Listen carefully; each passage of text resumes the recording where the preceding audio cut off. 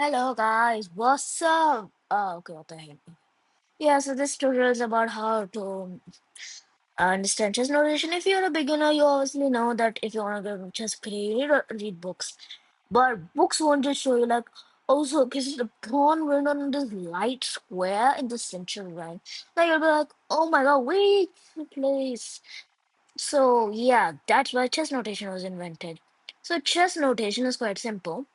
One side, you have numbers like you see this 8 7 6 5 4 3 2 1. On the side you have uh letters, all right. So the way you're gonna like understand is obviously like, okay, so like if this pawn is there, then like if this guy goes here, then like one sec. Yeah, if this guy goes here, how you gonna know like if we're gonna just say e4. Now you're saying how why not pawn to e4? Yeah, you could use e4, but most like in most cases, you just don't even specify it because other pieces like knight, bishop just use a starting word. But no, not for knight actually. Knights and yeah, so it will be e4, not pawn e4. If you're saying it orally, then you can say pawn e4. Like e5. Now this knight f3. You are not gonna say it as KF3 because that would literally just specify that you're moving your king somehow over there. Like you basically are like specifying. I'm just doing some random stuff. Okay, I'm not even like doing anything. You're basically specifying that you're going on a bonk lord mission to H3. So yeah. So not H3, 96. You know, classic. And let's go to not H3. And for block, you just have to see the square and corresponds to knight, so 96. And now for bishop, it's a B, capital B. So, and since this is a bishop, B5 square, so bishop B5. Okay, let's say A6. So, what will you say pawn A6? Just some random Lopez stuff. Yeah, so now bishop here. So, you were just finding out the that's how bishops and stuff are. Now, how about takes? Okay, so the let's say I'm quite dumb. Decide if I'm making my bishop a tall pawn to go here. I'm not gonna play this. How are you gonna say that my knight is gonna take on this pawn? You have to say it as N. N corresponds for knight. Takes F7. Now you're gonna say you can't put the word takes F7. The word X, which corresponds to take takes as a normal word. So boom. Okay? Now like obviously we're just gonna win a queen row. So yeah, so that's how you have to do it. Mm, dito.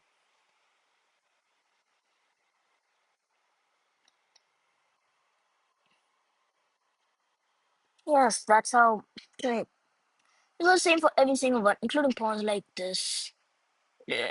Let's say you go here, and then this way King Gambit. So this pawn is on e5. So we have written e. First e, x, f4 because this pawn is on f4. If this pawn, let's say, was on the d file, like if this got somehow this uh pawn, which is here, was on the d5, and it took this e pawn, it'll be d takes on e4. Sorry for saying e5 too. Yeah, okay. Okay, so that's for the pawns, and it's same for every single one. Like, if we are having, let me just get up a position really quick. Bishop takes knight. So it'll just be bishop B takes knight is on c6. So B takes c6. There you go. So yeah, I mean this is not a good position, right? Obviously, it's actually a good one, but yeah, it's a good one, but because of the double pawns, that's gonna hurt. Even though bishop is not good to trade, I know. Oh, this big. Yes, that's how it's specified. Bishop takes. Now, and something I really forgot about. is the castle.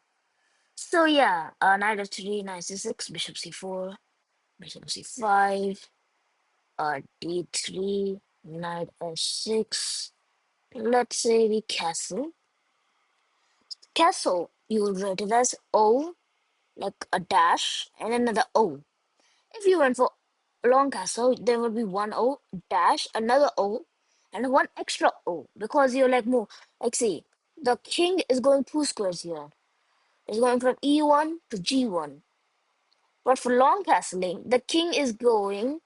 Okay, wait, actually, I'm kind of wrong, but it's just because like this high distance. No, it's all because you see these because of the F1 G1 square. King traveled this distance between the rook and the king is these two squares, and the distance between this king and this rook is three squares, so to be O O O. Or they don't write like O O no without dashes, because that would just make no sense. Yeah, and for black, it's the exact same thing. Now there's something called an en passant. I know many of you are fond with en passant. And instead of checkmate, you will go, nah, bro, I'm going for en passant. I'll just go for the elephant real quick. Just a random move. Well, not this actually. I want en passant, right? So, god damn it, no. Wait one sec.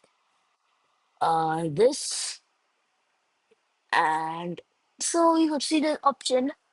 En passant is whenever, like, let's say you're white, so your pawn has to be on fifth rank. And for black, your pawn has to be in fourth rank. If like the pawn just goes two steps directly in front of you, if the pawn goes like one by one, then you can't in passant.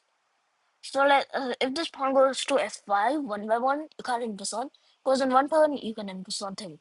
So yeah, that's a one. So it would just be normal, like how you would specify this pawn is taking this. E takes on f5, but even though this pawn just you can just do this because en passant remains in passing inference, and it's just one rule that was just introduced. Yeah, so like that.